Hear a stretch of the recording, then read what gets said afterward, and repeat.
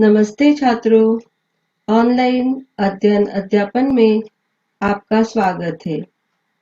आज हम गजल कविता का स्वाध्याय पूर्ण करेंगे। आपको व्यवसाय पुस्तिका का पृष्ठ क्रमांक 79 पर का स्वाध्याय देखना है। कृति स्वाध्याय 1, पद्यांश क्रमांक 1। प्रश्न: निम्नलिखित पठित पद्यांश पढ़कर दी गई सूचनाओं के अनुसार कृतियां कीजिए। यहाँ पे पद्यांश दिया गया है, आपको पद्यांश पढ़कर प्रश्न पूर्ण करने हैं।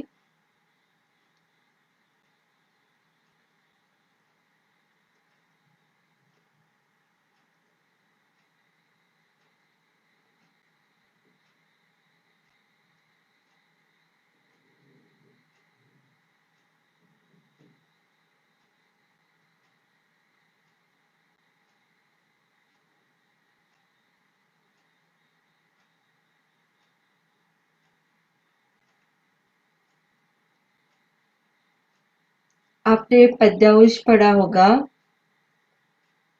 पहली कृति है, आकृति पूर्ण कीजिए। कवि के अनुसार ऐसे दिखो। आपको पद्यांश में से उत्तर ढूंढकर आकृति में लिखना है। कवि के अनुसार ऐसे दिखो। उत्तर है नींव की तरह, मील का पत्थर, आदमी बनकर, आईना बनकर।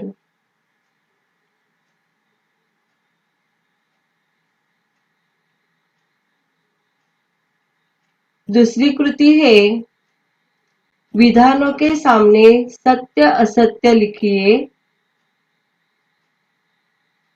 पहला विधान दिया है, स्वर्णिम शिखर बनकर जीना ही जीना है। मील का पत्थर बनकर जीना अच्छा नहीं है। मोमबत्ती के धागे जैसा जीवन जियो। जिंदगी टूटकर नहीं बिखरनी चाहिए। आपको विधान अच्छी तरह से पढ़ना है और उसके सामने सत्य या असत्य लिखना है। पहला विधान है, स्वर्णिम शिखर बनकर जीना ही जीना है, क्या है? असत्य।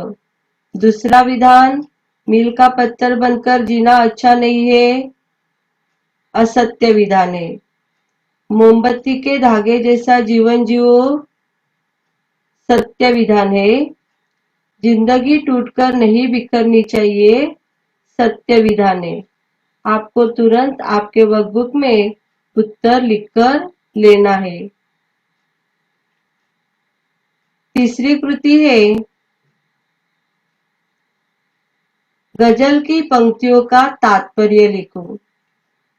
यदि हम कथा लिखते हैं तो कथा पूर्ण होने के बाद तात्पर्य लिखते हैं। उसी तरह यहाँ पे गजल की जो पंक्तियां दी है उसका हमें तात्पर्य लिखना है। पहली पंक्तियां है, नींव के अंदर देखो। उसका तात्पर्य है, हमें प्रशंसा और वाहवाही का लोभ त्याग कर नींव की ईंटों के समान कुछ अच्छा और सुदृढ़ काम करना चाहिए। दूसरी गजल की पंक्तियां है, आईना बनकर दिखो। आपको लिखना है अभी।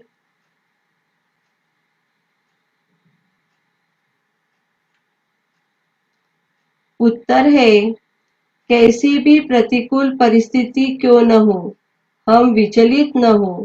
बिना टूटे, बिना बिखरे हर परिस्थिति का डटकर सामना करें, अपने लक्ष्य को प्राप्त करें। अर्थ समझकर आपको लिखना है।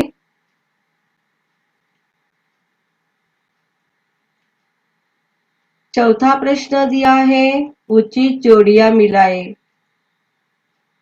अ विभाग और आ विभाग दिया है। अ विभाग में शिखर, आसमान, पत्थर और शक्ल, और आ विभाग में गर्द, जिंदगी, स्वर्णिम, मील और नींव। आपको उचित जोड़ियां मिलानी है और वर्कबुक में तुरंत लिखनी है।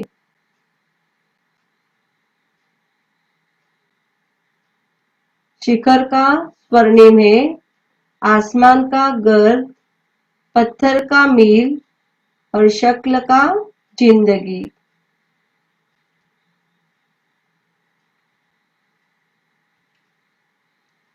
पांचवा प्रश्न है, दो ऐसे प्रश्न तैयार कीजिए जिनके उत्तर निम्नलिखित शब्द हो।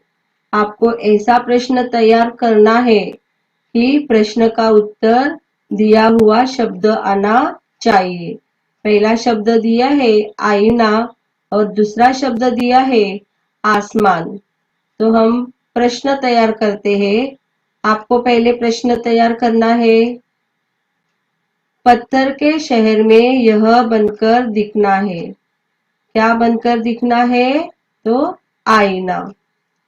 दूसरा शब्द दिया है आसमान। आसमान का आपको प्रश्न तैयार करके लिखना है। उत्तर आसमान आना चाहिए। दिखने का शौक है तो यह बनो। क्या बनो? आसमान बनो।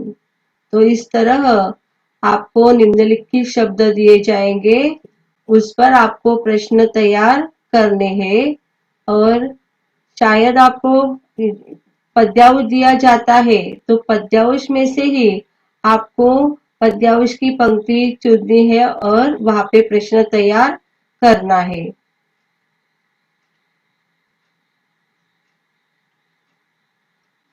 छठा प्रश्न दिया है, एक शब्द में उत्तर लिखिए। यहाँ पे सिर्फ एक शब्द ही उत्तर लिखना है, पूर्ण सेंटेंस में उत्तर आपको लिखना नहीं है। पत्थर के शहर में यह बनकर दिखना है, तो एक शब्द में उत्तर आपको ढूंढकर पहले लिखना है। क्या आएगा उसका उत्तर? एक शब्द ही आपको लिखना है, वहां पे ढूंढने की कोशिश कीजिए। उत्तर है आईना। तो आईना ही आपको सिर्फ लिखना है। दिखने का शौक है तो यह बनो। उत्तर लिखिए उसका। उत्तर है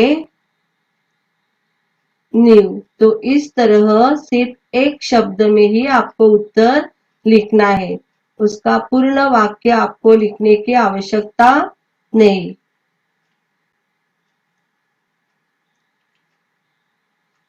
कृती 2 शब्द संपदा।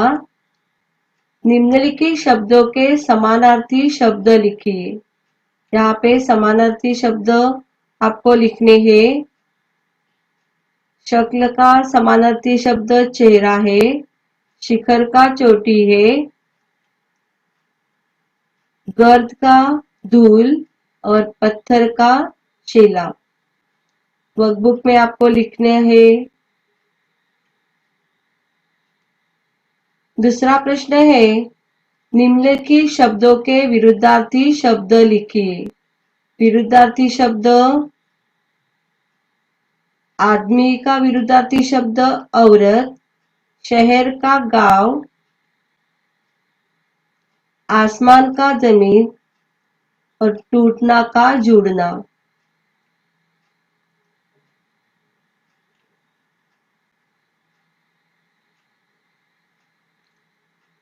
पद्यांश क्रमांक 2,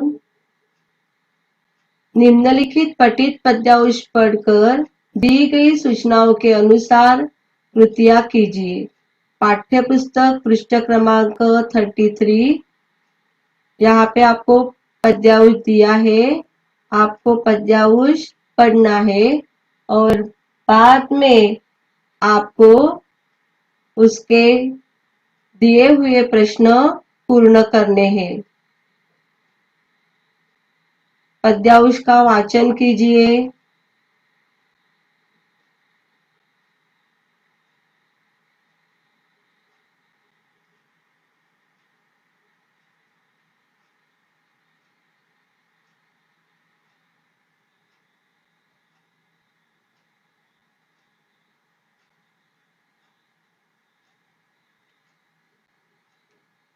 पद्यांश का वाचन आपने किया है, उसके आधार पर आकलन कृति हम पूर्ण करेंगे।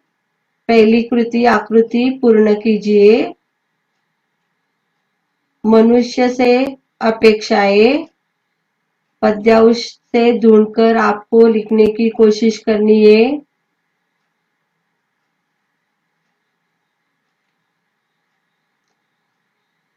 मनुष्य से अपेक्षाएं, मानवीय गुणों को अपनाना, निराशा और हताश लोगों के मन में आशा की किरण जगाना।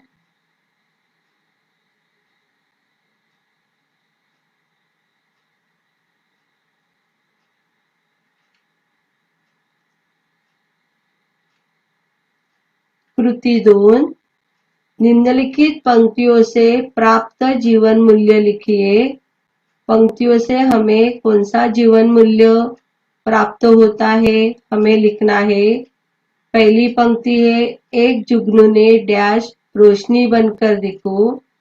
दूसरी पंक्ति, कोई ऐसी शक्ल मुझे अक्सर देखो। आपको लिखने की कोशिश करनी है। आपको इस पंक्ति से कौन सा जीवन मूल्य प्राप्त हुआ है? उत्तर है, जब वक्त साथ न दे रहा हो, हर तरफ असफलता और निराशा का साम्राज्य हो, ऐसे समय एक छोटी सी आशा की किरण भी बहुत बड़ा सहारा बन सकती है। हमें निराश, हताश लोगों के मन में आशा की किरण जगानी चाहिए।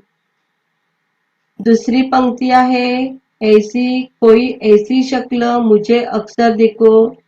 इससे हमें क्या जीवन मूल्य प्राप्त होता है?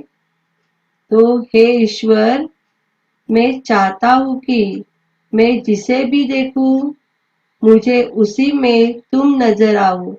अर्थात मानव मात्र ईश्वर का अंश है।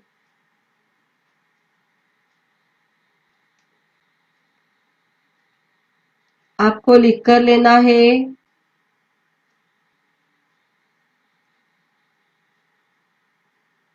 प्रश्न तीसरा है, आकृति पूर्ण कीजिए। गजल में प्रयुक्त प्राकृतिक घटक। पद्यांश में से आपको प्राकृतिक घटक ढूंढकर आकृति में ही लिखने हैं। और बच्चों ध्यान में रखिए कि जब भी आप आकृति पूर्ण कर रहे हैं तो उसके उत्तर आकृति सहित ही लिखने हैं।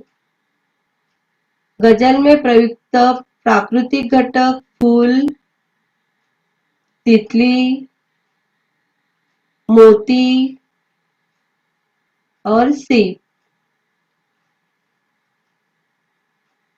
आगे का प्रश्न है, प्रश्न क्रमांक 4, ऐसे प्रश्न तैयार कीजिए जिनके उत्तर निम्न शब्द हो।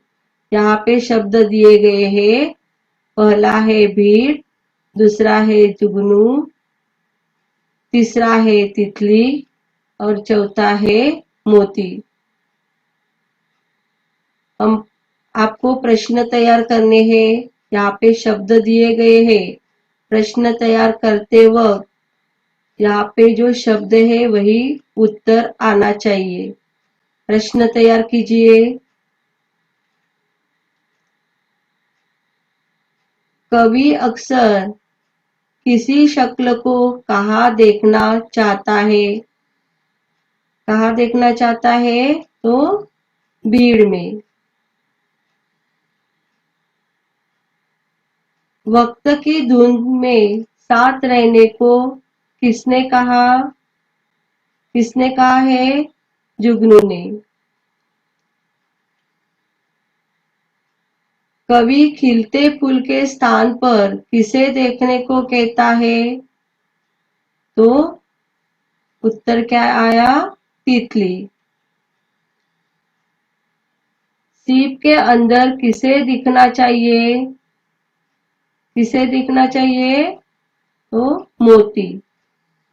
तो इस तरह यहाँ पे जो शब्द दिए जाते हैं, तो आप जब भी प्रश्न तैयार करेंगे तो प्रश्न का उत्तर दिए हुए शब्द ही आने चाहिए।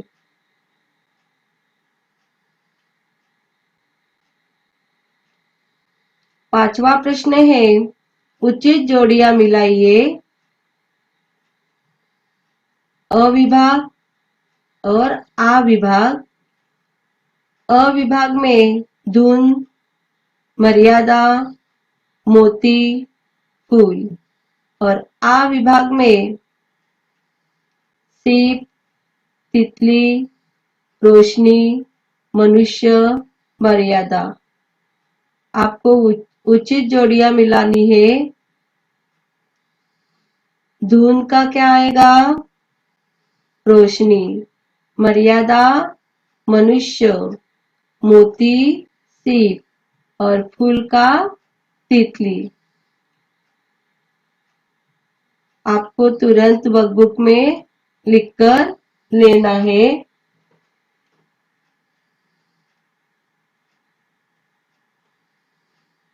आपको तुरंत लिखकर लेना है।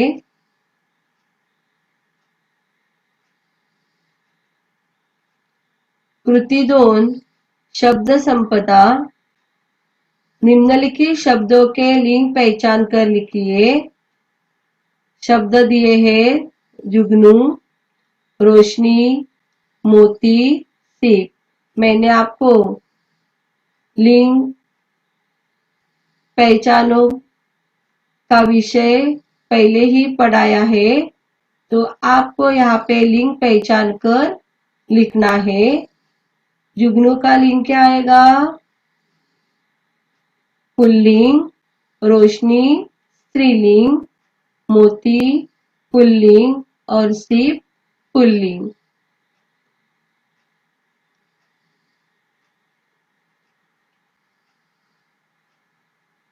आगे है भाषा अध्ययन व्याकरण। प्रश्न दिया है, सूचनाओं के अनुसार कृतियां कीजिए। शब्द भेद लिखिए। निम्नलिखित वाक्यों में अधोरेखांकित शब्दों के भेद पहचान कर लिखिए। मैंने आपको शब्द भेद की जानकारी दी है।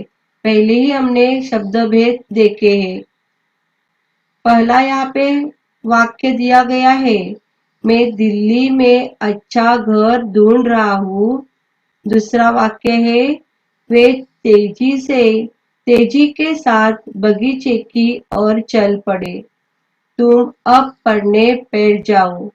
यहाँ पे अधोरेखित शब्द है अच्छा, बगीचे, तुम। अभी हमें शब्द भेद पहचान कर लिखने हैं। पहले आपको अच्छा शब्द लिखना है और उसके आगे ही आपको शब्द भेद लिखना है। आपको लिखने के लिए शुरुआत करनी है। अच्छा, क्या शब्द भेद आएगा? गुणवाचक विशेषण।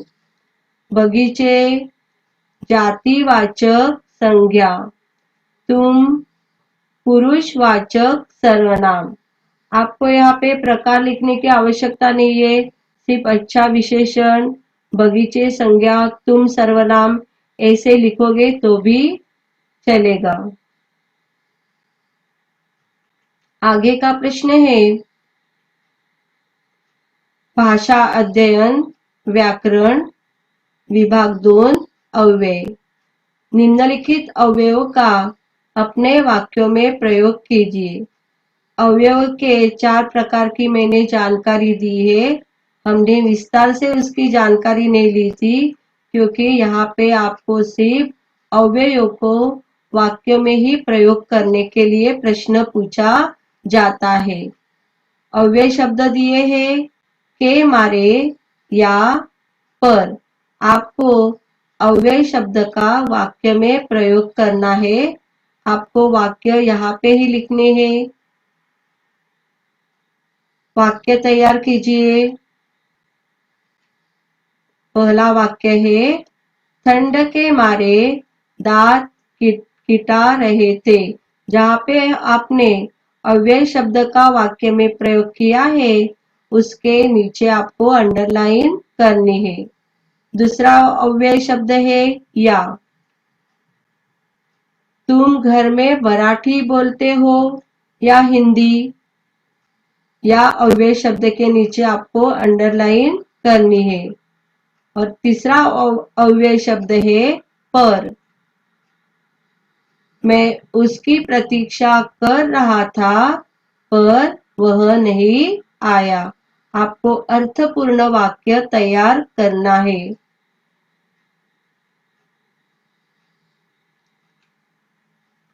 आगे का प्रश्न है संधि। कृति पूर्ण कीजिए। इसके पहले के स्वाध्याय में भी हमने संधि के बारे में जानकारी ली थी। यहाँ पे संधि शब्द, संधि विच्छेद और संधि भेद। संधि शब्द दिया है, उसका हमें संधि विच्छेद करना है। संधि शब्द है नरेश, संधि विच्छेद आपको करना है।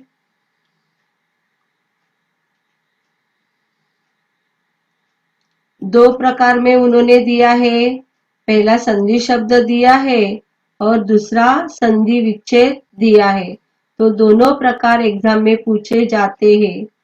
उसमें से सिर्फ आपको एक ही संधि का प्रकार पूर्ण करना है। संधि शब्द नरेश, संधि विच्छेद क्या आएगा? नर अधिक ईश और उसका भेद है स्वर संधि। और संधि विच्छेद यहाँ पे दिया है दिक अधिक अंबर, उसका संधि शब्द क्या आएगा? दिगंबर। और संधि भेद है व्यंजन संधि। तो इस तरह आपको एग्जाम में भी पूर्ण करना है। उसके आगे का प्रश्न है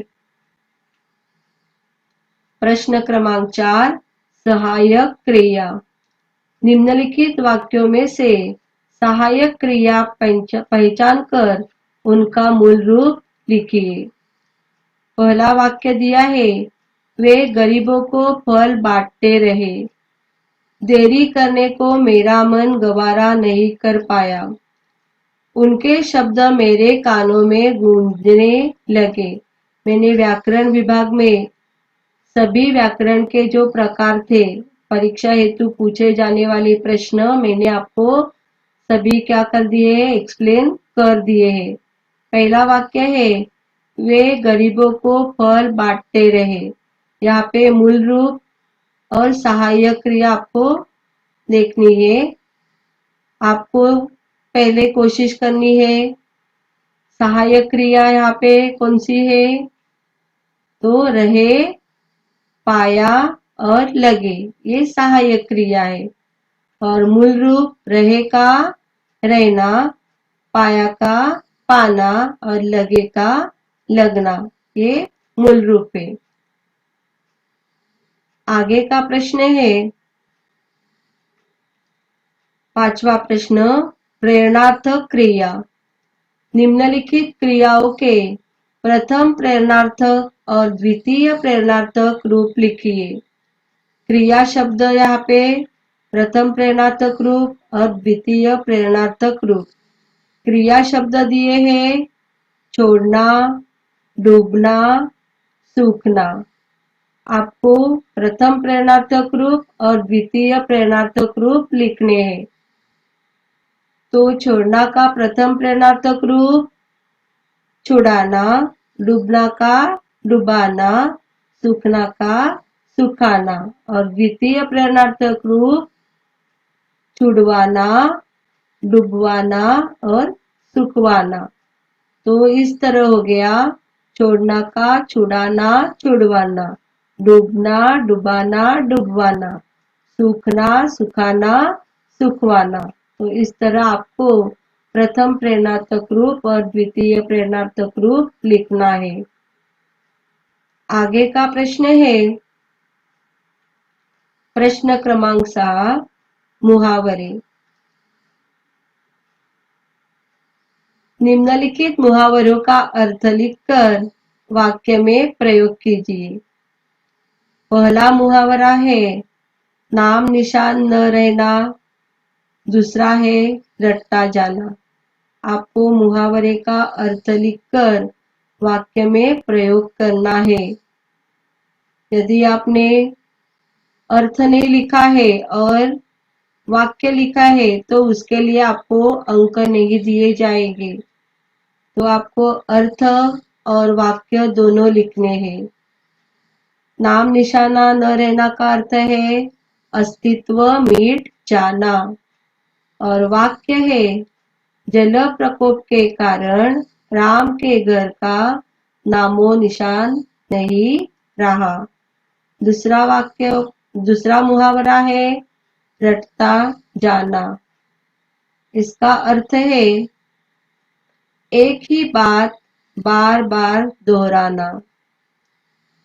वाक्य है विजय गांव जाने की बात रटता जा रहा है। तो बच्चों, यहाँ पे जो पद्यांश क्रमांक 1 का प्रथम 4 पंक्तियों का भावार्थ और स्वाध्याय क्रमांक 2 का पद्यांश क्रमांक पंक्तियों का स्वाध्याय आपको खुद को लिखना है। व्यवसाय पुस्तिका पृष्ठ क्रमांक 84 और 85 का स्वाध्याय आपको पूर्ण करना है। धन्यवाद।